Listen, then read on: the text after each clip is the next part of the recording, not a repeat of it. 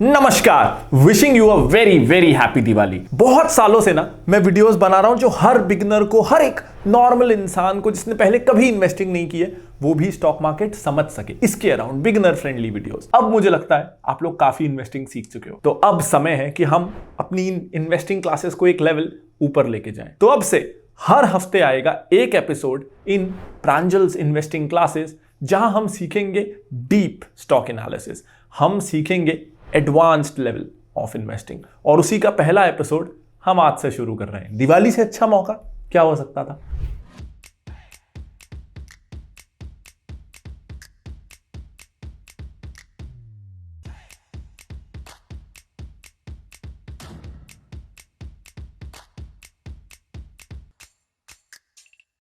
तो पहले एपिसोड में ना हम बात करने वाले हैं ऑपरेटिंग लेवरेज के बारे में। जब मैं इसको पहली बार समझा था, जब मेरी आंखें खुली थी इस कंसेप्ट को लेके, तो मेरी इन्वेस्टिंग की दुनिया बदल गई थी।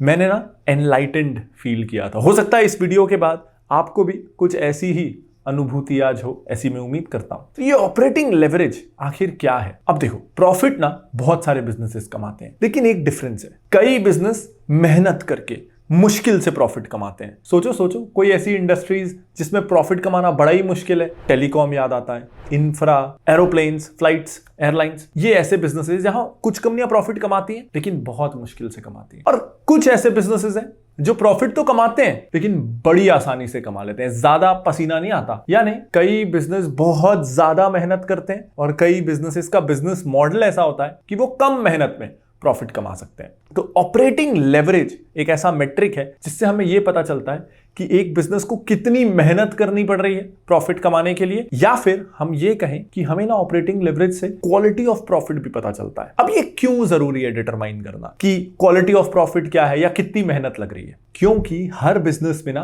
अच्छा समय और बुरा समय दोनों समय आता है। तो कई बार ना ये हो रहा होता है कि हम 2-3 साल से एक बिजनेस को देख रहे होते हैं कि अच्छा कर रहा है, खूब प्रॉफिट कमा रहा है, प्रॉफिट ग्रो हो रहा है, फ्री कैश फ्लो आ रहा है, सारे ट्रेडिशनल मेट्रिक्स हमको अच्छा बता रहे हैं। लेकिन हो सकता है कि ये समय ना उस कंपनी का अच्छा समय चल रहा हो, और अच्छा समय कई बार लंबा चलता है, 2-4 साल, उससे भी ज्यादा चल सकता है। और उस समय ना हमको ये पता नहीं चलता कि बुरे समय के लिए ये बिजनेस रेडी है कि नहीं। जैसे जब कोविड आया, कई बिजनेस वाइप ऑफ हो गए, तो तब पता चला कि ठीक है ये कमा तो रहा था लेकिन ऐसी किसी आपदा के लिए ये बिजनेस रेडी नहीं था। तो ऑपरेटिंग लेवरेज हमको ना क्वालिटी ऑफ अर्निंग्स बताता है कि प्रॉफिट तो है लेकिन उसकी क्वालिटी कैसी है, ताकि बुरे समय में हम ये देख सकें कि ये बिजनेस सरवाइव करेगा या नहीं करेगा, या ये सिर्फ अच्छे समय में शाइन कर रहा है। जैसे हमने स्टार्टअप्स में देखा, एडटेक की हालत 2 साल पहले कितनी अच्छी थी, अब बायजूस ऐसा लगता है किसी भी दिन खत्म हो जाएगा।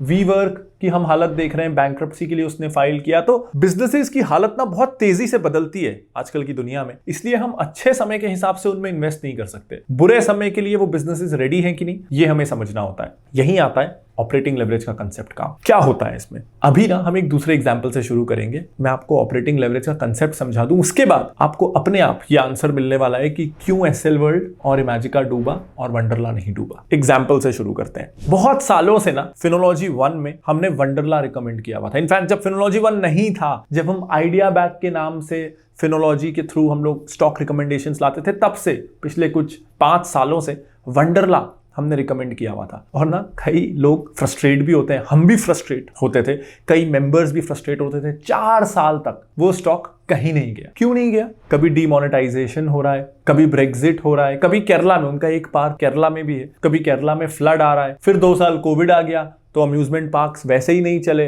2017 में जीएसटी आ गया और अम्यूजमेंट पार्क में जीएसटी हाई था, तो उसके कारण फुटफॉल्स गिर गए। तो बहुत सारी प्रॉब्लम्स आई जिसके कारण उसका स्टॉक 4-5 सालों तक ग्रो नहीं कर रहा था। फिर क्या हुआ, पिछले 1-1.5 साल में वो 250 रुपए से आज शायद 800-850 रुपए होगा। तो एक झटके में वो इतना बढ़ा। क्यों बढ़ा? ऑपरेटिंग लेवरेज के कारण। मैं ये बिजनेस आपको समझाऊंगा अभी, और हम इसके साथ साथ ऑपरेटिंग लेवरेज को भी समझेंगे। और वहीं इसके 2 राइवल्स, जो ज्यादा बड़े राइवल्स हैं, ज्यादा नाम है उनका। एसएल वर्ल्ड बंद हो गया, कोविड के बाद से खुला ही नहीं। इमेजिका बैंकरप्ट हो गया, बैंक्स के कंसोर्टियम के पास है। तो ये 3 सिमिलर बिजनेसेस, जिसमें से 2 को हम ज्यादा जानते हैं आज भी, एसएल वर्ल्ड को और इमेजिका को। एक बैंकरप्ट हो गया, एक बंद हो गया, और एक जिसे हम नहीं जानते हैं वो आज स्टेडिली अच्छा कर रहा है और 1.5 साल में उसका शेयर 4-4.5 गुना बढ़ गया है। ऑपरेटिंग लेवरेज से ना बेसिकली हमें ये पता चलता है कि कितनी % कैपेसिटी यूटिलाइजेशन पे बिजनेस प्रॉफिटेबल होना शुरू हो गया है। थोड़ा कॉम्प्लेक्स लगेगा और सिंप्लीफाई करते हैं। मान लो एक थिएटर में, एक मूवी थिएटर है जहां 500 सीट्स हैं, तो उनकी रनिंग कॉस्ट कितनी है? एसी चलाने की, साफ सफाई करने की, ये सब की रनिंग कॉस्ट कितनी है? मान लेते हैं हम अज्यूमिंग कि ये 1 लाख रुपए है। अब अगर वो एक टिकट 500 रुपए का बेचते हैं तो उनको 200 लोग मिनिमम चाहिए कि उनकी रनिंग कॉस्ट निकल जाए और उसके बाद वो कंपनी प्रॉफिट कमाना शुरू करेगी। ये एक बहुत सिंपलिस्टिक एग्जांपल है। अब उसकी कैपेसिटी है 500 लोगों की और उसकी रनिंग कॉस्ट है 1 लाख। वो टिकट बेच रहा है 200, हर टिकट का प्राइस है 500, तो उसने कमाए 1 लाख रुपए 200 टिकट्स बेच के। यानी उसको ब्रेक इवन करने के लिए ना 40% कैपेसिटी यूज करनी पड़ेगी, तब जाके वो ब्रेक इवन पे जाएगा। अब इसकी ब्यूटी क्या है? मान लो 200 के बाद ना 201 टिकट बिकता है, वो एक एक्स्ट्रा टिकट बिकता है 500 रुपए का, तो वो 500 के पीछे ना कोई खास कॉस्ट नहीं है मल्टीप्लेक्स की। हाँ, टैक्सेस वैक्सेस देने होंगे और 1 रुपए का एक टिकट आपको प्रिंट मिल जाएगा। इसके अलावा कोई कॉस्ट नहीं है खास। थोड़े टैक्सेस, डिस्ट्रीब्यूटर का शेयर और बाकी पूरा का पूरा पैसा ना मल्टीप्लेक्स की जेब में। क्यों? क्योंकि उस एक एक्स्ट्रा यूजर को अपने हॉल में बैठाने के बदले मल्टीप्लेक्स को कोई और खर्चा नहीं करना पड़ रहा है। उसका कोई खर्चा नहीं है। वो एक बंदा आके कितना और एसी की हवा खा लेगा? क्या उसके कारण बहुत एक्स्ट्रा झाड़ू लगानी पड़ेगी? हार्डली कोई कॉस्ट है एक एक्स्ट्रा विजिटर को एंटरटेन करने की। तो इसलिए जब बहुत सारी हिट फिल्म्स आती है ना, तो मल्टीप्लेक्सेस एकदम से प्रॉफिटेबल हो जाते हैं। क्यों? क्योंकि जैसे ही एक लेवल के ऊपर एक्स्ट्रा फुटफॉल्स आते हैं तो उससे वो सीधा सीधा मल्टीप्लेक्स के प्रॉफिटेबिलिटी रेशो में जाता है, वो सीधा सीधा उनके बॉटम लाइन में जाता है। इसको हम कंपेयर करते हैं मान लो किसी कार कंपनी से, और हम चलो एक्चुअली ये करते हैं, हम वंडरला लेते हैं और एक कार कंपनी लेते हैं और देखते हैं एक बिजनेस में कैसे ऑपरेटिंग लेवरेज है और दूसरे में नहीं है। अब वंडरला को भी पहले हम समझ लेते हैं। वंडरला में उनके 3 पार्क्स हैं, कोची में, बैंगलोर में, हैदराबाद में। रफली हर पार्क की कैपेसिटी है पर डे 10,000 विजिटर्स को एंटरटेन करने की। पार्क का ब्रेक इवन प्रॉफिटेबिलिटी आ जाती है anywhere between 1500 visitors to 2000 visitors per day. Park में on an average 2500 visitors per day जाते हैं और वंडरला ठीक ठाक प्रॉफिटेबिलिटी कमाता है। यूजुअली हिस्टोरिकली 20% के आसपास उसने नेट प्रॉफिट कमाया है। यानी 25% अगर उसकी ऑक्यूपेंसी है तो वो अच्छा खासा प्रॉफिटेबल होता है और 20-22% पे उसका ब्रेक इवन होता है। अब वंडरला में क्या होता है? झूले ऑलरेडी लगे हुए हैं, जमीन ऑलरेडी है, स्टाफ ऑलरेडी है और झूले चल भी रहे हैं। चाहे 2000 लोग आए, चाहे 10,000 लोग आए, झूले तो चल रहे हैं। यानी बिजली का खर्चा भी है, तो बिजली का खर्चा भी होना है, स्टाफ का खर्चा भी होना है, झूले भी लग चुके हैं, जमीन भी खरीद ली गई है। यानी अगर मेरे 2000 टिकट बिकते हैं तो मैं ब्रेक इवन कर रहा हूं। लेकिन उसके बाद अगर मेरे 10 टिकट और बिकते हैं, 1000 रुपए का एक टिकट, तो वो जो 10,000 रुपए आए ना, उसके पीछे मेरे को जो टैक्स देना है वो देना है, लेकिन उसके बाद पूरा पैसा सीधा सीधा मेरे प्रॉफिट में जाएगा। तो ऑपरेटिंग लेवरेज से क्या होता है कि एक लेवल के बाद आपकी कॉस्ट नेक्स्ट टू 0 हो जाती है और वहां से अगर आप बिजनेस को स्केल करो तो आपकी प्रॉफिटेबिलिटी एक्स्ट्रा ऑर्डिनरली तेजी से बढ़ती है। इसको ना कॉन्ट्रास्ट करते हैं हम ट्रेडिशनल बिजनेसेस के साथ। एग्जांपल लेते हैं मारुति का। अब देखो, मारुति को चाहे वो कितनी भी कार बेच ले, इकोनॉमीज ऑफ स्केल के कारण उसको एक कार बनाने की कॉस्ट थोड़ी कम जरूर हो जाएगी, पार्ट्स थोड़े और सस्ते मिल जाएंगे, लेकिन वो सब्सटैंशियल कॉस्ट रहेगी। तो अगर मारुति साल के 3 लाख कार बेच रही है या 5 लाख कार बेच रही है और उसको एक कार और बेचनी है उसके ऊपर, तो अगर वो 15 लाख की कार है तो उसमें 7, 8, 9 लाख रुपए मारुति के लगने ही हैं। हर कार बेचने पे उसकी एडिशनल कॉस्ट आनी ही है और वंडरला को एक एडिशनल टिकट बेचने में कोई कॉस्ट नहीं आनी। अब इससे फर्क कैसे पड़ता है? एज एन इन्वेस्टर हमें ये क्यों देखना है? चलो हम ticker.finology.in पे जाते हैं और वहां देखते हैं इनके फाइनेंशियल रिजल्ट्स। अब यहां पे ना मैंने वंडरला और मारुति दोनों के एनुअल स्टेटमेंट्स खोले हैं। अब आपको सीधा जंप करना है प्रॉफिट एंड लॉस पे। अब वहां ना हम सिर्फ पिछले 2 साल के स्टेटमेंट्स को कंपेयर करते हैं। अब देखो, मारुति की पिछले साल सेल्स थी 88,000 करोड़ के आसपास और उसने प्रॉफिट बिफोर टैक्स, अब यहां हम बिफोर टैक्स इसलिए ले रहे हैं ताकि हमको यह पता चल सके कि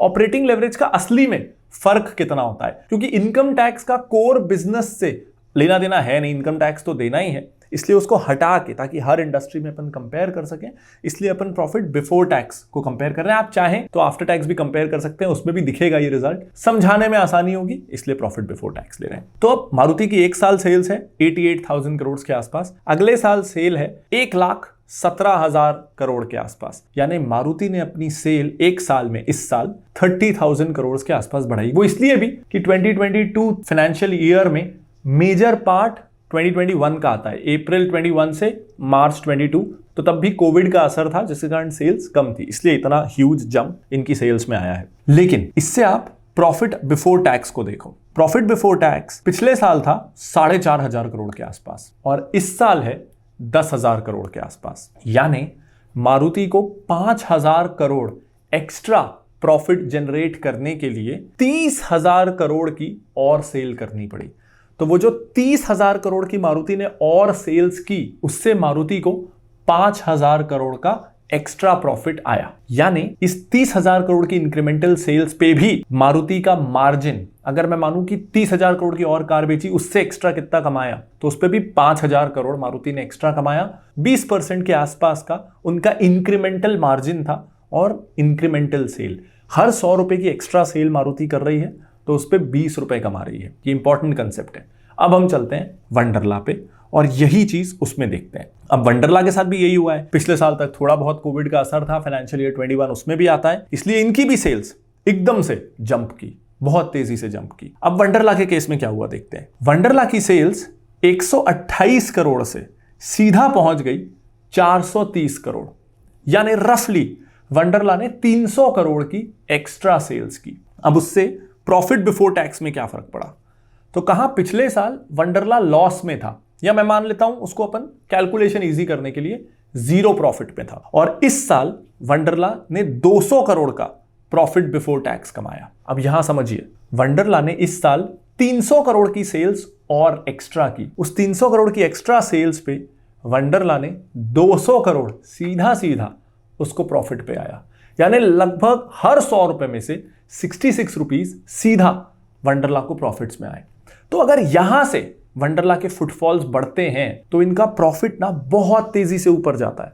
अब ये कोई स्टॉक रिकमेंडेशन नहीं है, हमने 5-6 साल पहले वंडरला को बहुत लोअर लेवल्स पे रिकमेंड किया था, तो यहां मैं सिर्फ एक एग्जांपल यूज कर रहा हूं क्योंकि ये कंपनी मुझे बहुत पसंद रही है हिस्टोरिकली। इस प्राइस पे मैं कंफर्टेबल नहीं हूं, तो ये कोई रिकमेंडेशन नहीं है, मैं सच में आपको सिर्फ एग्जाम्पल दे रहा हूं। कोई हिडन आपको मैं चुपके से कि ये खरीद लो, देखो मैंने बोला था, ऐसा कुछ भी नहीं है। ये एक रियल लाइफ, मैं बस आपको एग्जाम्पल देना चाहता था और यहां आपको ये डिफरेंस दिखाना चाहता था। अब ऐसा किन किन इंडस्ट्रीज में होता है। एयरलाइन में होता है, क्योंकि अगर उस 180 सीट्स हैं और 150 भरी हुई हैं, तो अगर 10 टिकट प्लेन की और भर जाएं तो वेट बढ़ेगा प्लेन का, जिसके कारण फ्यूल कंजम्पशन बढ़ेगा, लेकिन मेजॉरिटी खर्चा ऑलरेडी हुआ है और 10 टिकट जो एक्स्ट्रा होंगी उससे प्रॉफिटेबिलिटी बढ़ेगी। अब इसमें हमको ढूंढना क्या है, हमको इससे अच्छी कंपनीज मिलेंगी कैसे, हमारे लिए टेक अवे क्या है। एक सिंपल टेक अवे है, आपको ऐसी कंपनीज ढूंढनी है जो कम कैपेसिटी यूटिलाइजेशन में ब्रेक इवन कर ले। और इस ऑपरेटिंग लेवरेज के कारण ही मैंने आपसे वीडियो में शुरू में कहा था ना कि एसएल वर्ल्ड डूबा, इमेजिका डूबा, वंडरला नहीं डूबा। क्यों? आपको ऑपरेटिंग लेवरेज जब आप ढूंढ रहे हो कंपनियों में, आपको एक सिंपल चीज ढूंढनी है, किसका ब्रेक इवन कितना जल्दी आ रहा है। यानी वंडरला की अगर कैपेसिटी है 10,000 लोगों की और 2,000 लोग ही आ रहे हैं फिर भी वो प्रॉफिटेबल है। कोई बिजनेस ऐसा जो 20% कैपेसिटी पे चल रहा हो और फिर भी प्रॉफिटेबल है, तो वो बहुत हाई क्वालिटी बिजनेस है। वहीं इमेजिका की running cost, interest payments, setup cost इतनी ज्यादा थी कि उसका ब्रेक इवन ना 80-90% कैपेसिटी पे आता, और उतनी कैपेसिटी कभी हो नहीं पाती। कभी बारिश हो जाती है लोग नहीं आते, गर्मी हो जाती है लोग नहीं आते, कभी एग्जाम्स चल रहे होते हैं तो लोग नहीं आते। सेम प्रॉब्लम एसएल वर्ल्ड के साथ था, 40-50% के आसपास उसका ब्रेक इवन रहा होगा। मैंने इन दोनों कंपनियों को अच्छे से एनालाइज नहीं किया, just back of the envelope calculation है। ऑपरेटिंग लेवरेज सीमेंट कंपनियों में काम करता है, एयरलाइन में काम करता है, मल्टीप्लेक्सेस में काम करता है, अम्यूजमेंट पार्क्स में काम करता है, बहुत सारी सैस कंपनीज में काम करता है, बहुत सारी आईटी कंपनीज में काम करता है, बहुत इंडस्ट्रीज में काम करता है। आपको वो कंपनी लेनी है जिसका ब्रेक इवन कम कैपेसिटी पे आ जाए। किसी ने ऐसा सीमेंट प्लांट डाला है कि 1000 बोरी बना सकता है, लेकिन 200 बोरी भी बिक जाए तो सीमेंट कंपनी वो प्रॉफिटेबल हो जाएगी। किसी ने ऐसा प्लांट डाला है कि वो 10 लाख सीमेंट की बोरी बना सकता है, लेकिन बैंक को कर्जा पटाने के लिए उसको 9 लाख सीमेंट की बोरी बेचना ही है, तो न्यूज में क्या आ जाता है, इसने डाला एशिया का सबसे बड़ा सीमेंट प्लांट। अब बैंक को इंटरेस्ट पेमेंट करते करते ना उसने बैंकरप्ट हो जाना है।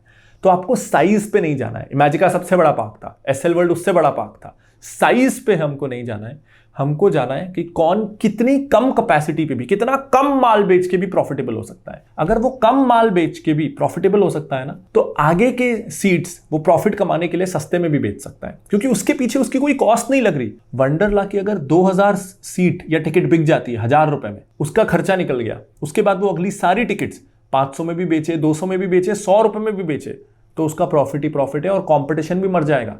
कोई उस शहर में एक और अम्यूजमेंट पार्क खोलने की हिम्मत नहीं करेगा। तो ये है ऑपरेटिंग लेवरेज का बेनिफिट। उम्मीद करता हूं आपने आज कुछ नया सीखा होगा, इन डेप्थ सीखा होगा और थोड़ा नया पर्सपेक्टिव मिला होगा। ऐसा वीडियो ना अब हर हफ्ते आने वाला है, तो उम्मीद करता हूं ये वीडियो आपको पसंद आया होगा। और I have some great news to share आप सबके साथ। बहुत एक्साइटेड हूं मैं, क्योंकि फिनोलॉजी 1 में ना अब लगभग 2 साल हो रहे हैं इसको लॉन्च किए हुए, और हम इसमें बिगेस्ट एवर चेंजेस ला रहे हैं and I am very excited about it. तो सबसे बड़ा चेंज आ रहा है फिनोलॉजी की अच्छी वाली stock recommendations will be back. तो पिछले 4-5 सालों से यू हैव सीन कि हमने कितनी मेहनत से स्टॉक्स पिक किए हैं और इन द लॉन्ग रन उन्होंने कैसा परफॉर्म किया है। कुछ ने बहुत खराब भी किया है, बट आई थिंक ये हम सबको एक्सेप्ट करना पड़ेगा कि 100% अगर कोई सही हो जाए तो बल्कि उस पर डाउट करना चाहिए। तो कुछ गलतियां होंगी, लेकिन overall our performance has been really satisfactory. तो हम 1 जनवरी को लेके आ रहे हैं Finology 30 quality stocks picked by Finology for the long term. इसके बाद आता है टिकर। हमने इस वीडियो में भी देखा, टिकर में ना आज भी कई इंडस्ट्री फर्स्ट और इंडस्ट्री लीडिंग फीचर्स हैं जो आप जैसे रिटेल इन्वेस्टर्स की मदद करते हैं स्टॉक्स पिक करने में। अब टिकर का ना कुछ 2 महीनों में वर्जन 3 आने वाला है। हम ऑलरेडी कुछ ऐसे फीचर्स के साथ लाइव हैं, जैसे DCF कैलकुलेटर हो, कॉमन साइज बैलेंस शीट हो, जो इंडिया में और कोई प्लेटफॉर्म नहीं देता रिटेल इन्वेस्टर्स को, लेकिन टिकर 3 के साथ ये एक्सपीरियंस और ऊपर जाने वाला है। और इसके साथ ही हम 2 in depth flagship courses launch करने वाले हैं on personal finance and stock market in the next month. तो ये सारे मेजर अपडेट्स अगले 2 महीनों में फिनोलॉजी 1 में आने वाले हैं। लेकिन इससे पहले कि प्राइस राइज हो, आप अभी से एनुअल मेंबर फिनोलॉजी 1 के बन सकते हैं और आप प्राइस इंक्रीज से प्रोटेक्टेड रहेंगे। और जैसे जैसे ये फीचर्स लॉन्च होंगे you will be able to use them comfortably. So this is the best time to subscribe. Link आपको इस वीडियो के डिस्क्रिप्शन में पिन्ड कमेंट पे और ऊपर कार्ड में मिल जाएगा। We are waiting for you on the other side. This is Pranjal Kamra signing off. Bye bye.